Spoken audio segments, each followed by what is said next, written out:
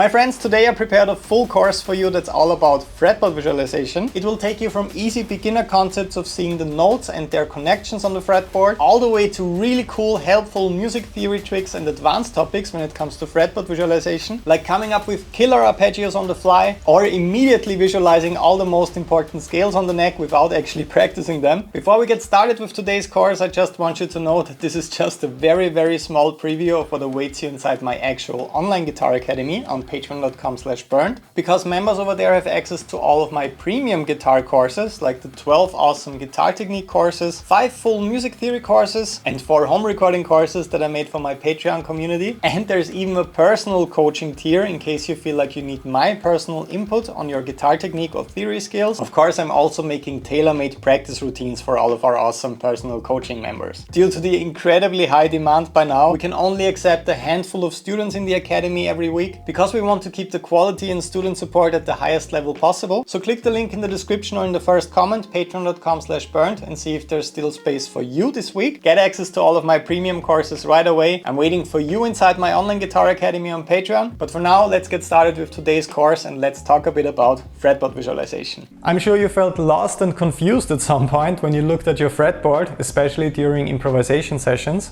Naturally, as guitarists, we're often trapped in scale boxes, just playing them up and down and not really connecting with the music that we're playing over. The chords we have to play over also sometimes seem to move way too fast to accent them melodically, and it's frustrating to feel like your brain is too slow to actually follow the music. Great news, that's all about to change with this program. Let's start with step number 1, the absolute foundation, visualizing the notes on your fretboard, and the 2 key methods that will make this very easy for you.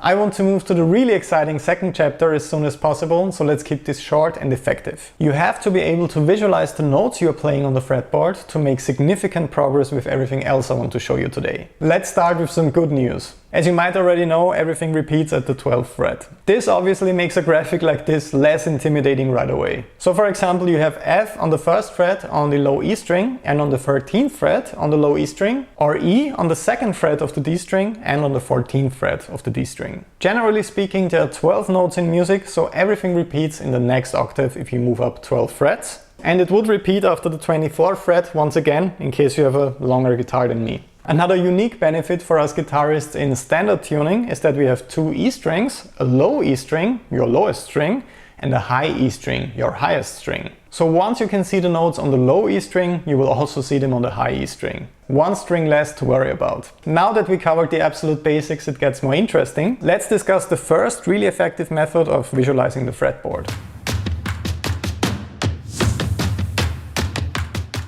So did you ever wonder why the piano has white and black keys? The white keys represent the musical tones and the black keys represent the half-step intervals between those musical tones. These colored keys help pianists differentiate between the natural pitches and semitone pitches. When we look at the fretboard, we sadly don't get any visual feedback like that, but there is an easy way of understanding and visualizing this. So the white keys on the piano are C, D, E, F, G, A and B. You might recognize them as the notes of the C major scale, and the notes in between can be seen as the lower note raised by a semitone or as the higher note lowered by a semitone. So the note between C and D could be either C sharp or D flat. This is technically speaking the exact same pitch, but in music theory it does make a difference if the lower note is raised or the higher note is lowered. We will discuss that further with the intervallic functions in chapter number 2. But the most important information right here is that you essentially just have to remember the white keys on the fretboard.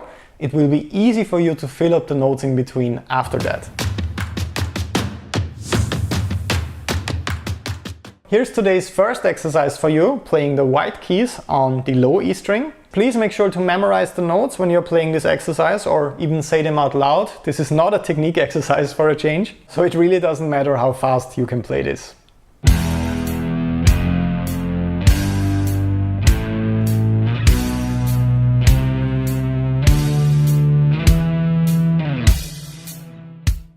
After practicing like this for a while, you can simply fill up the holes in between by adding the black keys. Please remember how the sharps and flats work. A sharp sign means the note that is 1/2 step higher than the natural note, and the flat sign means the note that is 1/2 step lower than the natural note. So here's the second exercise with those added black keys. Once again, please make sure to memorize the notes that you are playing, or even better, say them out loud.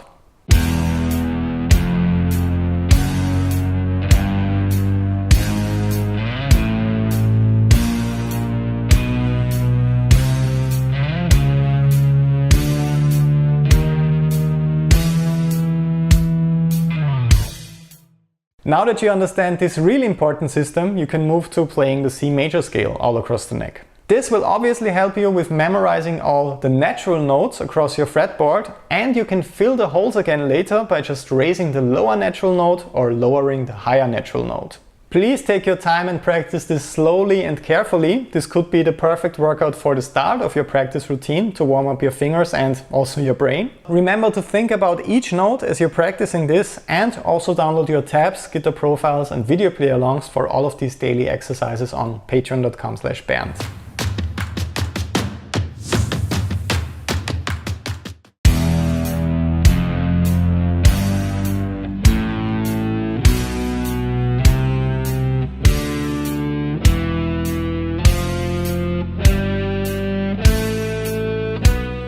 In case this full and quite big workout is a bit too overwhelming for you right now, I also made 6 separate video play-alongs for Patreon that focus on each string individually.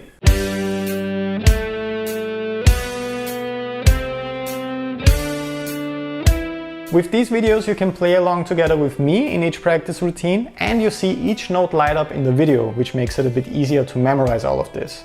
So when you work on one string at a time, you can piece together this puzzle in just a couple of days, and you will be quite surprised how easy this actually is. It's really exciting to finally see the notes that you're playing on the fretboard, and this will honestly change your life in playing forever. So after working with these exercises for a while, you can also always extend them past the 12th fret. Please remember that all notes repeat in the next octave, and you can easily move what you learned to the higher sections of the fretboard.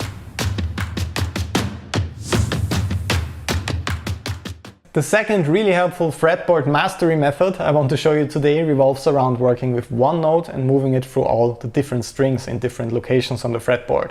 As guitarists, we're naturally drawn to the lower strings, and you will memorize the notes on your low E string quickly in just a couple of hours. But instead of working on the same string, you get to know the D string by playing octave intervals in the next exercise. And you can also extend those octave intervals to the high E string. You might have seen this on the channel already, but here's what happens when you move that triangle shape through the A minor scale, so only working with the natural notes.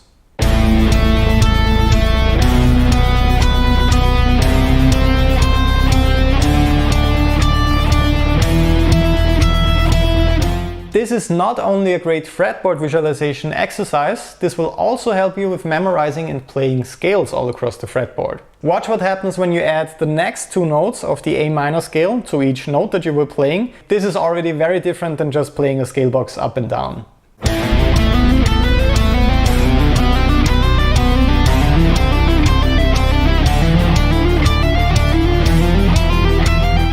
So to quickly summarize what you've learned so far. I can recommend 2 main approaches to study the notes on the fretboard in your daily practice routine. Working with the C major scale is a great idea to learn the white keys or natural notes across the neck. And as we discussed, you can further break this approach down and work with just one string at a time. The play-along exercise videos I recorded for you on Patreon will help you with that. And for the second approach, you can also work with one note and find it all across the neck. Thinking in octaves will really help with that. You essentially just pick one note and find it in all positions across the fretboard. Aside from the octave triangle, there's also one more exercise I can really recommend for this. Finding your chosen notes all across the fretboard in all positions up until the 12th fret. Let's say my chosen note for today is E. This is how the exercise would look like.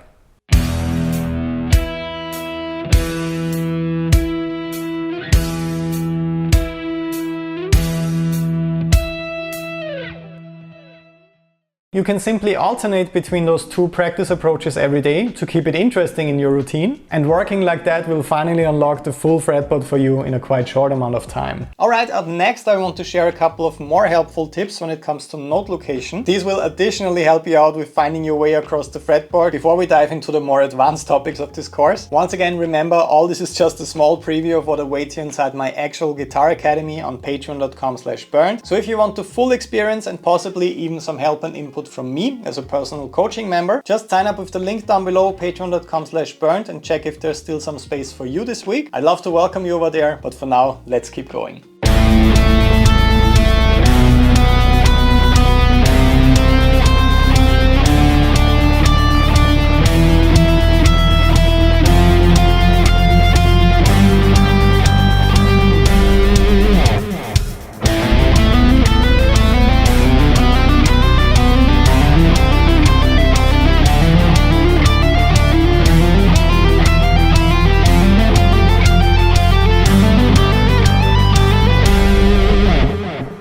The first part of the exercise is quite simple, and you may know about this one already. It's called the octave triangle. I will explain this one in detail real quick for everyone that's not familiar with this system, so make sure to stay until the end for the real crazy stuff in case you're here for that. So in case you're not familiar with the octave triangle, it's just a visualization of the connected octaves on the low E, D and high E string. As you can see, they form a triangle, and this is very useful in quite a lot of different ways, and I show one of them to you in the second half of the exercise. If you're a bit clueless concerning the notes on the fretboard, this trick will help you a lot once you figure out the notes on the low E string, so that's the starting point. First you should focus on learning the white keys on the piano, then you can move on to the black keys. Us guitar players sadly don't really have any visual indicator of that on the fretboard. To keep the explanation on that very short and simple, once you learn the white keys, you are already done actually, since the black keys are the notes in between the white keys and can either be seen as the lowered note raised by a semitone or the higher note lowered by a semitone. The black key in between the notes C and D, for example, could either be referred to as C sharp, C raised by a semitone, or D flat, D lowered by a semitone. It's the exact same note, but sometimes in music theory it is very relevant if the lower note is raised or the higher note is lowered, especially if you want to focus on the perfect and correct terminology. It might put you in an unprofessional position when you mix them up, even if you're technically talking about the right note. But enough of that for now, we can go deeper into this topic in a different video. Just let me know if music theory is interesting for you. So once you are familiar with all the notes up until the 11th fret on the low E string, they are repeated here in the next octave. So we have E here on the 12th fret once again. That's the first and most basic time when thinking in octaves comes in very handy, since you only have to do half the work here. Once you're comfortable with fretboard visualization on all the strings up until the 11th fret, you can just project your knowledge to the second half of the instrument. But getting there on all the different strings might take a while, and that's why the octave triangle is such a great tool. Once you find all the white keys on the low E string, for example, you will also be able to find them on the D string when you think in octaves. So whenever you're not sure about any note you're playing on the D string, for example, you can just double check by playing the octave interval and referring to the low E string. In that case, that would be G. The high E string obviously also has the same notes as the low E string, just in a different octave. So you also save a lot of work here too. So that would be the full octave triangle for G, for example.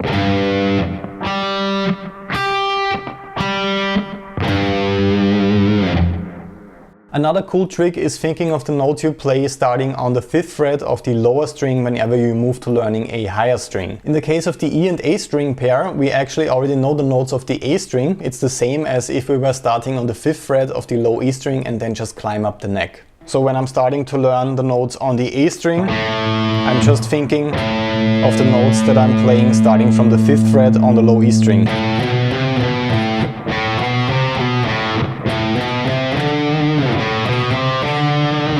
That's a cool shortcut in this case. The same thing also goes for the A and D string after that, of course.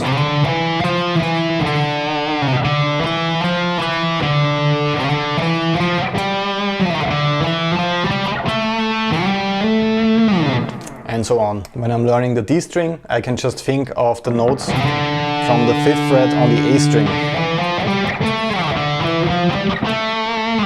So that's a great shortcut in the beginning too. So since we usually learn the lower strings first, we can always take advantage of the octave interval to quickly determine the notes on the higher strings whenever we feel lost. For example, with the B string, when I'm not sure about this note, I can think of the octave interval. And even if I'm not sure of this one, I can still think one octave lower, and I've arrived at G once again. In the practical example I was playing after that, I was adding 3 notes of the A minor scale to each position of the octave triangle. So for the notes in general, I was ascending the A minor scale note by note. A, B, C, D, E, F, G. Then here would be A again, the octave. So I was playing up to G, all the notes we have in the A minor scale. But then in the second half of the exercise, I added the next 3 notes of the scale to each note of the octave triangle exercise that I was playing. So not only does this sound pretty cool and original, it also shows you that I can play the scale across the whole neck in different positions with just one horizontal fingering on the E string that I move in octave intervals. This way of actually constructing and composing licks is really interesting, and few players really take advantage of this kind of thinking. You will be very surprised with what you can actually come up when you start composing and improvising in this way. When you practice this one, you might find this exercise a little bit difficult because we are skipping a lot of strings here. That's a slight disadvantage of licks like that, but the extra challenge and string skipping makes them even more unique in my opinion. The biggest factor here without a doubt is keeping the strings from ringing. You don't want to cause any unwanted noise when you transition between the strings like that, for example. That would sound pretty bad, you want it to sound like that.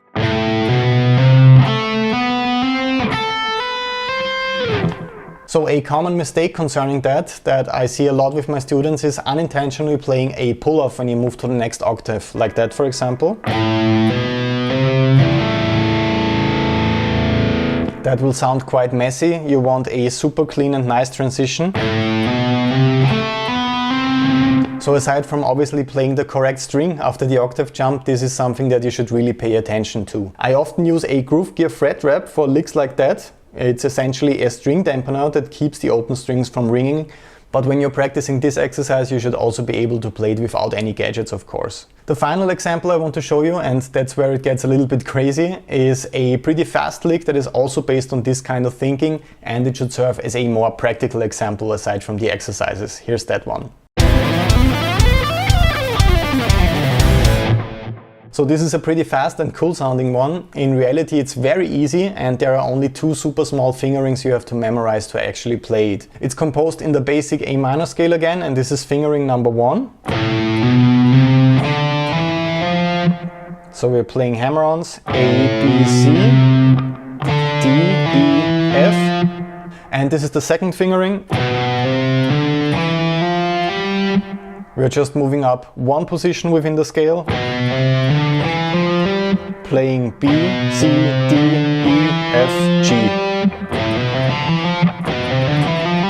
Those are the 2 fingerings. So nothing you need to study for hours to memorize. The challenge again is to move these 2 fingerings in 3 different octaves without the listener hearing those transitions and position changes. It should sound like a piano player that's moving those simple sections between different octaves with both hands. You also don't really hear any transitions that way. When there's too much noise or chaos going on with the string switching, or the note spacing is not correct, we are playing triplets here, it won't sound as fluid and nice as the example I recorded. So it's not all about speed once again, accuracy is the main thing that makes licks like that one sound so cool and satisfying. So let me break it down for you really slow. We take this fingering, move it to the next octave, next octave,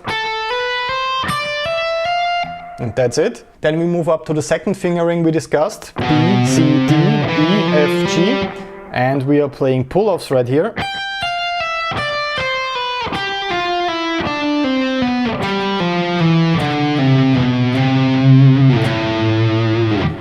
And that's the entire phrase, just those 2 small sections repeated in 3 different octaves. Once again the full lick, real slow.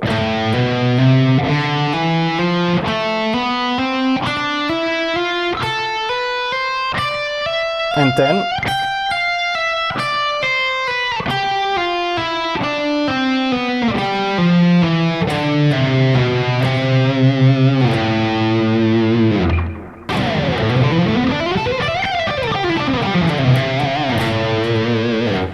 Alright, let's talk a bit about arpeggios next. So seeing the most important arpeggio shapes all over the neck is incredibly important for your guitar solos, improvisation, but also for your riffs. And I have a really cool and quite easy trick for you that will unlock your arpeggio visualization in just a couple of minutes. Remember that you can download all your files for this course on patreon.com/burned as well. So the tabs, guitar profiles, backing tracks and all the really cool files that I made for you. In addition to 12 guitar technique courses, 5 music theory courses and 4 home recording courses. So if you're still not part of my actual Guitar Academy by now, what are you waiting for? Just click the link down below, see if there's still some available slots for this week. I'm waiting for you over there, but for now, let's continue with the next topic. Were you ever inspired to write the greatest guitar solo of all time, but then you looked at the chords of the song and you had no idea how to play over them? Or do you only know 2 or 3 arpeggio shapes and playing them up and down is getting really boring? Well, then you're in luck, because I have a truly amazing trick for you today. But first I actually need a guitar, so please let me put the camera down real quick. Alright fellow shredders, the awesome system and trick I want to show you today will make it possible for you to play over any cadence and you will sound like a true arpeggio wizard while doing it.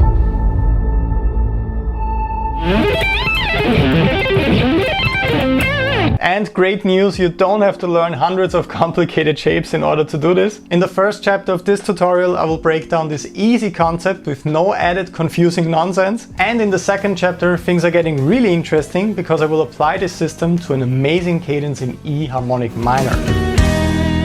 After that it's your turn to practice and master this with the mini course I made for Patreon. But first we have to work on the fundamentals together to turn you into a true arpeggio master.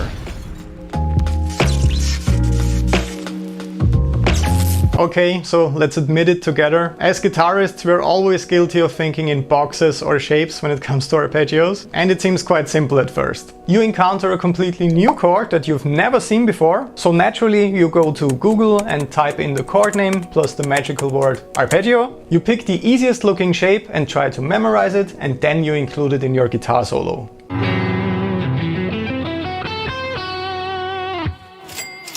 Pretty easy and effective, right? No! This method really stands in the way of becoming a great sounding guitarist, and you will never be able to apply arpeggios interestingly when you're improvising or songwriting. Because, let's be real, you usually don't think about the notes or melodic structure when you do this, you just visualize the root note and the shape and then you play it up and down, and then you probably forget it again in a couple of days. Here's a much better way of actually approaching arpeggios.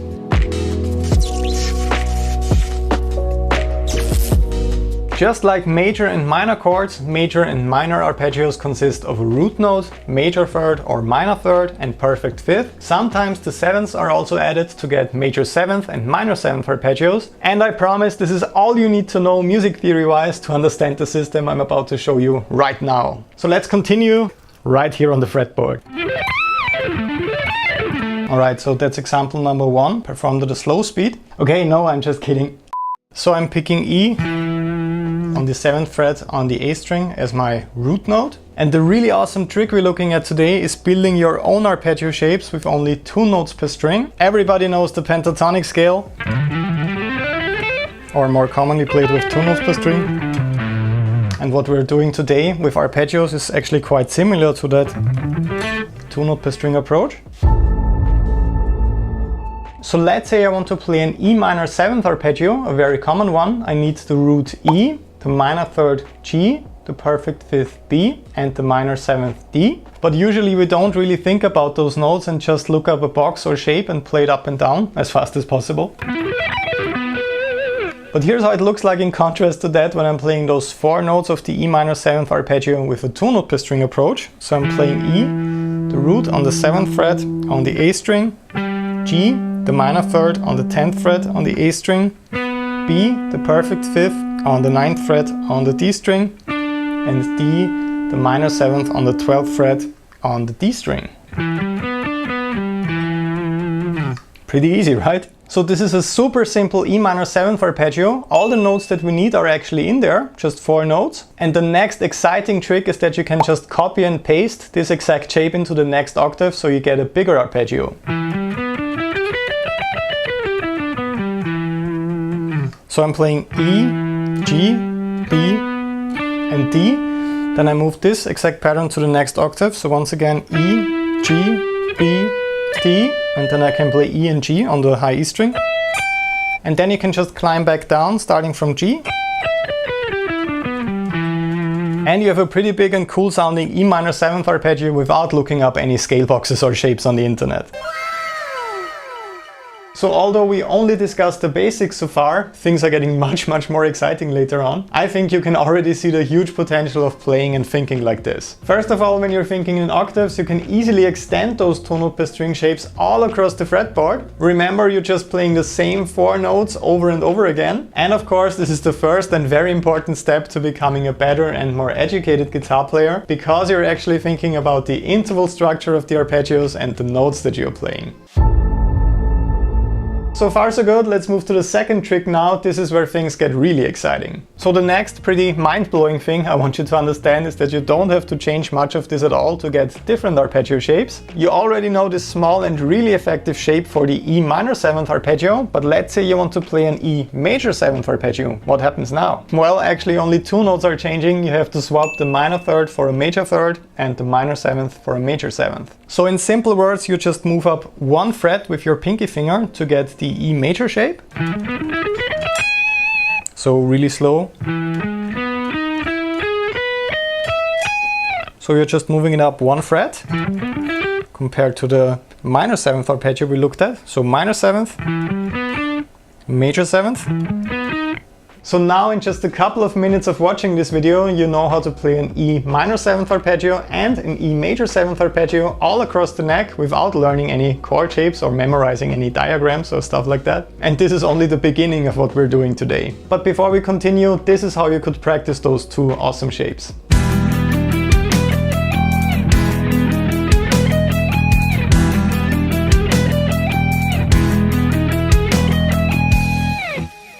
Okay, so how cool is that? I think this sounds pretty awesome, although those are just 2 simple shapes to start out with. The only thing that's even cooler than that I can think of right now is that we reached 340,000 subscribers over the weekend. So it's great to have you on board right here, if you're actually subscribed. So make sure to do that right now so that you don't miss any more videos in the future. But enough of that, let's move on to the next step. How does this simple system actually hold up when you have to compose an arpeggio section over complicated chords? Well, let's find out. I came up with a pretty cool cadence in E harmonic minor. Check it out.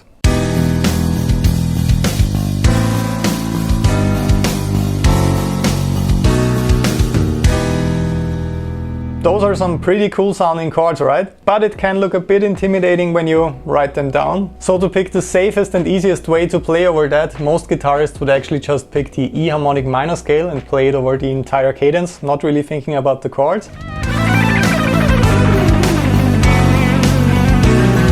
That doesn't sound wrong or terrible at all, but honestly it's a bit lazy, and it's a shame that you're not accenting all of those chords melodically, because the awesome sound of this cadence gets lost that way. So let's quickly apply our new arpeggio trick chord by chord and see if this system is as effective as I claim it is. So first of all, the E minor major 7th chord consists of a root note, minor 3rd, perfect 5th and major 7th. So a minor chord with a major 7th in it, that's why it sounds so cool and exotic.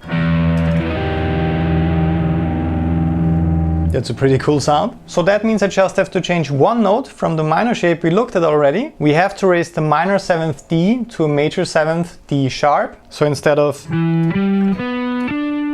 D as the last note I'm playing. And that's actually all I have to do to get an awesome sounding arpeggio for the E minor major 7th chord. And when I apply the octave trick we looked at, I could play a cool pattern like that, for example.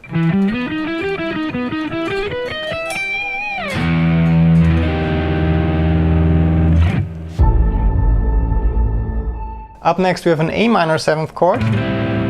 So a sound like that. And for that one I can actually just use the minor 7th arpeggio we looked at already. When you start working like this, you might end up using the same pattern over and over again. So always starting with the root note, going to the minor 3rd, perfect 5th and minor 7th. But for my guitar solo I want to make it a bit more interesting, so I'm playing it in reverse.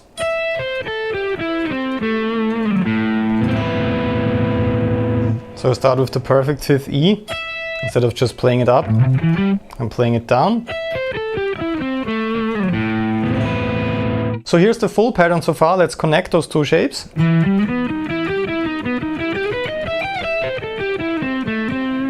And that's pretty cool because you can clearly hear those two chords in there.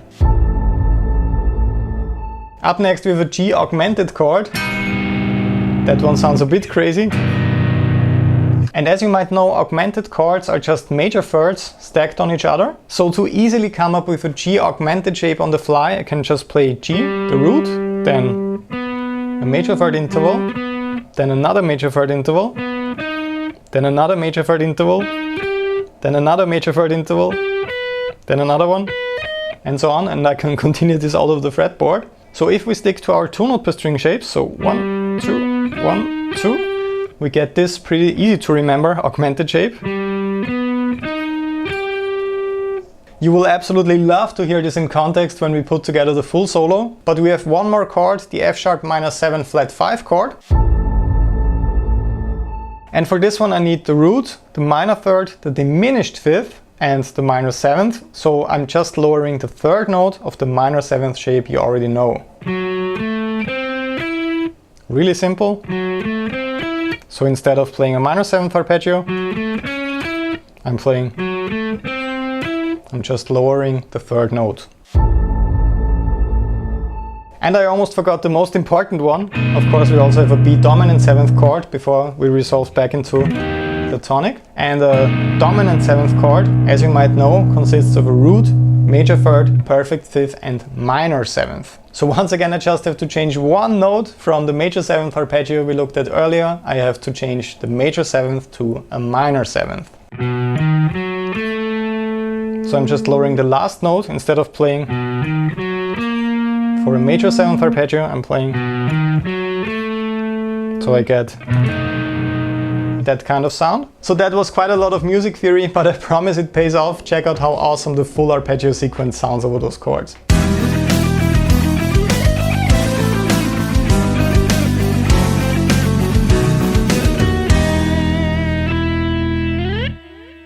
This sounds so awesome, melodic and complex, but it's actually quite easy to do this, as you know by now. When you do this more often and when you get used to this, you don't have to tediously break down every single chord and arpeggio like we just did. Of course, it will start to come naturally as you're improvising. But this takes a while and you have to practice a lot with the right exercises to get this kind of creative and artistic freedom with arpeggios. That's why I put together a really awesome arpeggio online course for patreon.com/Bernd. I'm really proud of this one. All the exercises, video play-alongs, backing tracks, tabs and guitar profiles will greatly help you with mastering this in just a couple of weeks. You will finally learn all the essential major 7th, minor 7th, diminished and augmented shapes all over the neck. So you will finally memorize them once and for all and you don't have to look up any more shapes on the internet. And you will also learn how to apply them creatively with 4 awesome play-along example cadences and arpeggio etudes. So make sure to join the world's biggest guitar community on Patreon today to get access to this course, 5 other full online courses and over 180 individual lessons.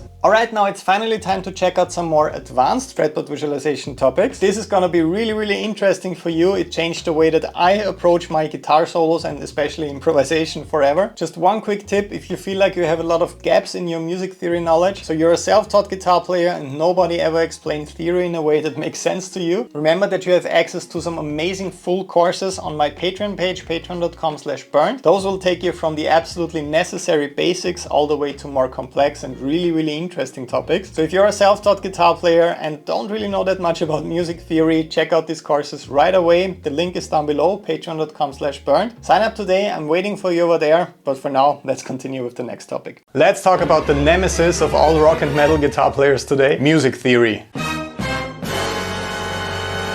I know you probably want me to talk about all the crazy shredding and technique stuff. But I promise you, if you spend these next 10 minutes together with me, you will walk out of it as a much better guitarist and musician. So let's start right away with the first trick I want to show you today. Without exaggerating, this one actually changed my playing forever, and it's super easy to understand. The only foundation you need for this is seeing the notes on the low E string and on the A string. My personal recommendation and the fastest way that I learned this is just visualizing the white keys of the piano first. So E, the low E string in this case, F, G, A, B, C and D, and then just later filling in the black keys of the piano on the guitar fretboard. But let's just stick with the white keys for now, since they are the notes of the C major scale, and to keep things simple we will just work with the very common key of C major for this video. So the first thing that really blew my mind as a beginner is that the note layout is essentially exactly the same on the low E string and on the A string, for example, but instead of starting this sequence with C on the 8th fret on the low E string, the same sequence actually also starts with C on the 3rd fret on the A string. So C, D, E, F, G, A, B. Or on the A string, C, D, E, F, G, A, B. Those are the exact same notes played in the exact same octave, also in the exact same order of course, simply played in a different position on the neck. But once again the sequence is exactly the same and it simply starts over once you reach the end of it. So with this easy visualization trick I immediately felt comfortable on the A string as well after spending some time learning the notes on the low E string. And for the second step to fretboard mastery, I simply started adding the 3rd and 5th to each scale note of the C major scale to understand how the chords on each scale degree are built. So in case you're completely new to this, you can just count up 3 or 5 notes in the scale and then you just add these notes, so the 3rd and the 5th, to each root that you're playing. So let's do that for the first scale note for C. So I have C, the root, E, the major 3rd, because E flat, the minor 3rd, is not in the scale, and of course G, the perfect 5th. So I have C, the root,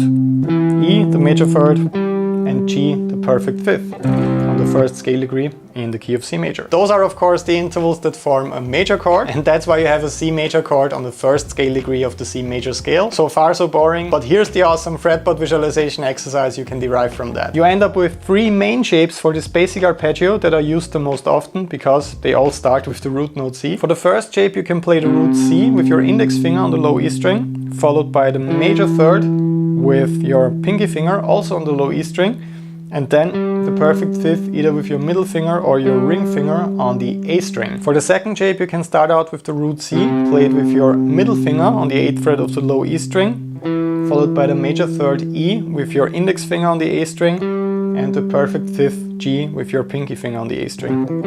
And for the last shape you can play C with your pinky finger on the low E string, followed by E with your ring finger on the A string, and G with your index finger on the D string. So you're playing on the E, A and D string for this last shape. So shape number 1, shape number 2 and shape number 3. Of course that sounds almost exactly the same, but you will need all of them since they each start with a different finger, and that will really help you with connecting arpeggios when you're improvising or sweeping at the speed of light.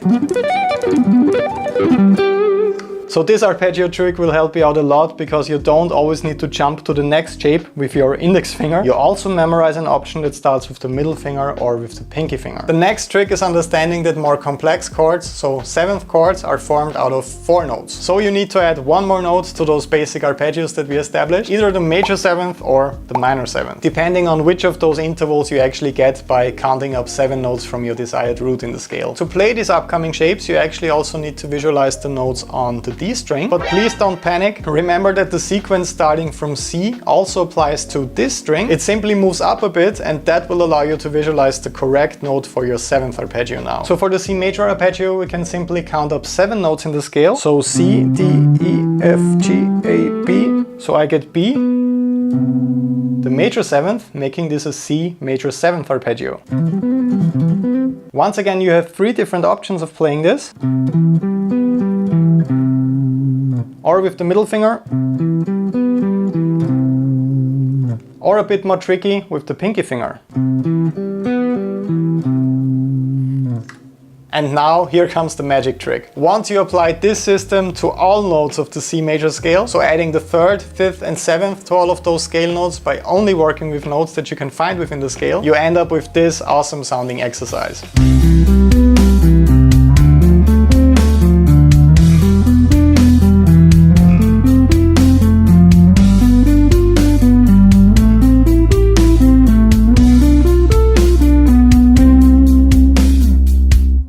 And just like that, you're playing all the 7th arpeggios through the C major scale. You just counted up 3, 5 and 7 notes for each root, and that way you got the exact arpeggio shape that fits the key for every single scale note. Pretty cool, right? In addition to that, you also have a really impressive overview of the fretboard by now with those shapes, and tons of arpeggios to choose from for your solos, especially if you're practicing all 3 arpeggio variations that start with the root in your practice routine. If all of this is still a bit confusing for you, or you just simply got hooked on music theory and the endless creative possibilities it provides, make sure to check out the brand new beginner guitar theory course for all members on Patreon. This one will help you out a lot when it comes to learning the notes across the fretboard and with understanding all the basics you will ever need to really succeed with this. So if you have been playing guitar for a while now and you still don't fully understand music theory, this course will finally fix that big problem for you. Up next, you actually just need to add 3 notes to all of those shapes to get the full scale for each position. Remember that heptatonic scales like the major scale or the minor scale actually just consist out of 7 notes that are repeated all across the neck. So actually you're more than halfway there already, because you know all the 7th arpeggios in this key featuring 4 notes, and you just have to add 3 more to get the full scale position for each note. Right now I want you to really focus, take a deep breath if you have to, because fully understanding the next trick will completely unlock the fretboard for you. So the way the natural major scale is laid out, it actually serves as the foundation for all the other modes. If you play the C major or Ionian scale starting from the note D, so from the 2nd note, you actually play the notes of the D Dorian mode. If you play the C major scale starting from the 3rd note E, you actually get the notes of the E Phrygian mode. From F, the 4th note, you get the F Lydian mode. From G, the 5th note, you get the G Mixolydian mode. From A, the 6th note, you get the A Aeolian mode, which is actually the A minor scale. And from B, the 7th note, you get the B Locrian mode. This is an extremely powerful way of understanding and visualizing the modes all across the neck, and you will do this right now with the upcoming exercise. So to get all the 7 modes of the C major scale, I'm just adding 3 notes to all the 7th arpeggios we played previously. I need to add the 2nd, 4th and 6th in every position, so equivalent to counting up 2, 4 or 6 notes from the root of each position. That way you get all 7 notes that fit into each mode, and you will finally know one scale position for each mode by heart after practicing this exercise.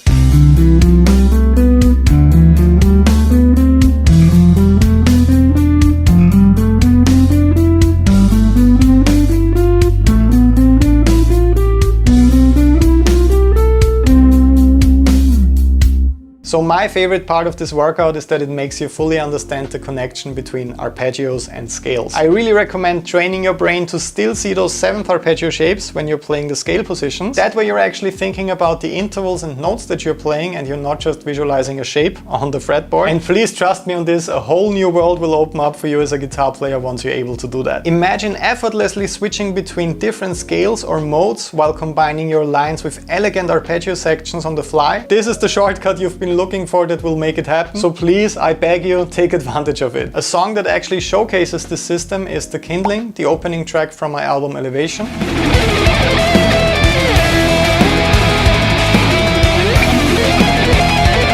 Most of the solos actually came from improvising and from combining scales and arpeggios in this interesting way. So thinking in this exact system really helped me out a lot with getting good takes quickly. So make sure to check it out to hear this system in action. The link is in the description. And by the way, also make sure to follow me on Spotify so that you don't miss the big surprise that's coming very soon over there. And the next and final step that will allow you to visualize the entire fretboard in less than 30 days is just extending those 7-note shapes in the lower and higher octaves. Remember that you just have to play those exact same 7 notes in the higher or lower register to extend the scale. So take a look what happens when I keep repeating the scale formula and the 7 notes of the 1st position. I actually end up with the classic 3-note per string scale position for C major. But here's the thing, I didn't just remember how the shape looks like on the fretboard. I can actually see the C major arpeggios in there, for example. I can also see the C major 7th arpeggio, and I also know the next shape, which is equivalent to the D Dorian mode, as you know by now. So those are my 5 steps to unlocking the fretboard as fast as possible in less than 30 days. Make sure to get all of your practice files, including the new theory course, on Patreon right now to start working on this. Follow me on Spotify if you're thirsting for new guitar music. Alright, and I have one more very important topic for you that's all about the modes, but not just about the theory behind the modes, also about how I visualize them on the neck. Because once again, there's one very simple trick that will immediately unlock the modes all across the neck for you. You just have to know about it. And if you enjoyed this course so far, remember that you can get access to my premium courses over on patreon.com/bernd by just clicking the link down below. That's my online guitar academy, and I would love to welcome you as a student. Tons of amazing content is waiting for you over there, as well as the personal coaching feature. So sign up today with the link down below. Can't wait to meet you over there. But for now, let's continue with the last topic. My biggest goal with this video is breaking down the concept and system of the modes to the smallest possible level. So instead of focusing on all 7 modes right away, we will only work on 2 of them today. I would dare to say that those are also the 2 most common scales you will come across if you're into rock, metal and shred guitar playing. So instead of overwhelming you with a lot of complex information today, I really just want you to understand the connection between those 2 scales we're looking at today. And once you completely get that connection and understand it in a musical way, the rest of the modes will open up for you easily. So let's begin right away. First of all, we can divide the modes into 2 different groups, the modes in major and the modes in minor. And here's what's really exciting and helpful. We can also go one step further and define one fundamental scale for major and minor. What I mean by that is actually already the most important piece of information I want you to remember today. You mostly only have to change one note in those fundamental major and minor modes to get all the other modes, with the exception of the least popular mode that's called Locrian. I know that almost sounds too good to be true, and when I discovered this connection between all the most popular modes, they finally made sense to me. But let's make this concept even smaller and easier for today and only focus on 2 minor modes. We will focus on a direct comparison of Aeolian, the fundamental minor mode, and Phrygian, a small variation of that sound. The great news is that you might already be able to play the Aeolian scale all across the neck, because it's just another name for the natural minor scale. So those 2 fundamental modes I just talked about in major and minor, Ionian and Aeolian, are actually just the natural major and the natural minor scale. And the way that I mostly remember learning the modes when I was studying guitar at the conservatory was essentially just learning one mode all across the neck every single week. And it's quite easy for a teacher to give you a good or a bad grade for that, since it's quite easy to measure in terms of did you put your fingers on the wrong or on the right frets. But by just learning them mechanically like that, almost like an exercise, I basically got a good grade without actually knowing what I'm doing and what kind of notes I'm playing and how to use all that in a practical context. So I can really recommend not starting to think in those scale boxes right away. First, I would visualize the scale in just one octave and really think about the notes and the intervals that I'm playing. Let's work in the key of E minor today. So one E you might be able to locate easily already, aside from the lower open E string, of course, is the E we have right here on the 7th fret on the A string. So let's make that one our root note, the lowest note for our scale. When I'm playing all notes of the E minor scale in this location with E on the 7th fret on the A string as my lowest note, I get the following result: E, F sharp, G, A, B, C, D, and up to E once again, to the octave. So instead of immediately turning the full scale box into a technique exercise or studying the scale all across the fretboard without knowing the notes that you're playing, I really recommend just playing this fragment of the scale, all the notes up until the octave, and to really remember the notes that you're playing, the whole steps and the half steps in the scale, and the intervals. Because once you really remember and understand this small scale phrase, you can move it with the octave trick we discussed on the channel. Because I have E right here, I can easily visualize the scale in this position, but I also have E right here, so I can play the exact same notes in a different octave. I have E right here, but I'm missing the next string, so I can only play it up until here with the same pattern. Then of course I have E right here on the 12th fret on the low E string, so the same scale phrase right here on the 14th fret of the D string, then up here on the 17th fret on the B string, and so on. So by memorizing this small fragment and thinking in octaves, I can basically play the entire scale across the neck already. But the real and exciting benefit from thinking like that becomes very clear as soon as you start working with the modes. So let's check out the notes of the E Phrygian mode right now. So let's start again with E right here on the 7th fret on the A string, and the notes of the E Phrygian scale are E, F, G, A, B, C, D, and then here we are at E once again. Now if you paid close attention right here, you notice that there's just one note that is different from the natural minor scale. Instead of playing F sharp on the 9th fret on the A string, that would be the major second in the natural minor scale, we are playing F on the 8th fret on the A string, and that's the characteristic minor second interval of the Phrygian scale. So this is what really defines that Phrygian sound. So we get that really cool, dark and kind of mysterious sound that you can hear in tons of metal riffs. especially in comparison to the more tame sound of the major second in the natural minor scale.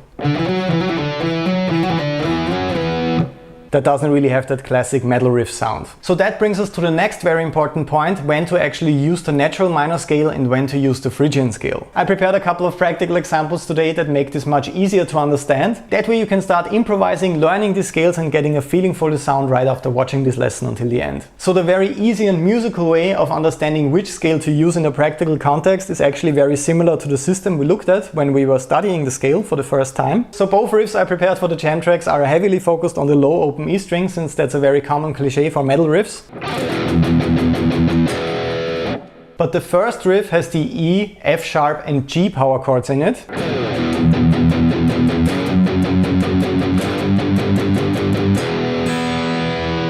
So that would be an immediate indicator to use the natural minor scale because of the note F sharp, the major second above the root.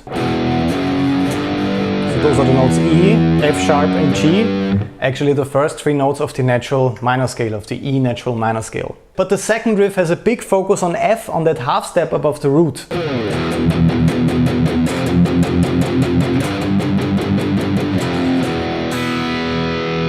So that of course would be an immediate indicator to use the E Phrygian scale, since E, F and G are basically just the first three notes in the Phrygian scale, and when I play F sharp over that F power chord it will sound really terrible. So I'm playing the F power chord and F sharp of the E natural minor scale over that, and that sounds pretty terrible. And in the beginning I just assumed that I can play the E minor scale over that, and that mostly worked until that F sharp was clashing with F in the riff. So for the first example, and I really hope that won't hurt your ears too much, I'm playing the E Phrygian scale over the riff in E natural minor.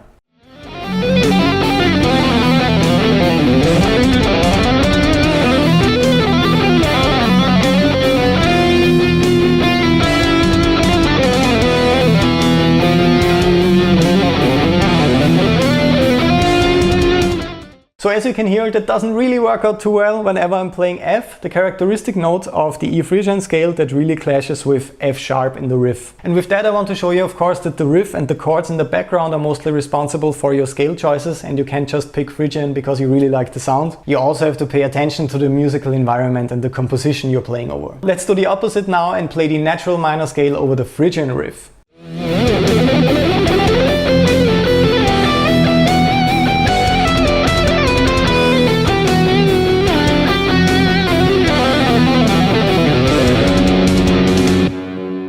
As you can hear, that unsurprisingly sounds equally painful, so it also doesn't work the other way around, and the natural minor scale isn't some kind of safe zone that you can apply to all kinds of riffs. I really want you to pay attention to the notes in the riffs from now on to make the best melodic choices. And for the last and very surprising example, I will play the correct scale, the Phrygian scale over the Phrygian riff, but I will constantly accent that characteristic note F in my improvised take. So from a music theory standpoint, I'm doing nothing wrong. Let's see if it also sounds like that.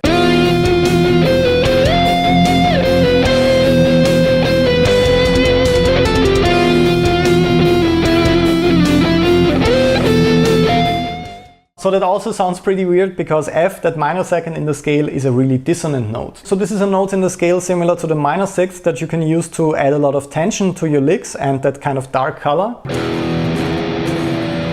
would be the minor second right here, F, and the minor sixth, C. So not really the most melodic notes in the world. So although those are the right notes, from a music theory standpoint you have to be very careful with using them, and you will never be able to do that and actually sound good with the scales that you're using when you just learn where to put your fingers on the fretboard.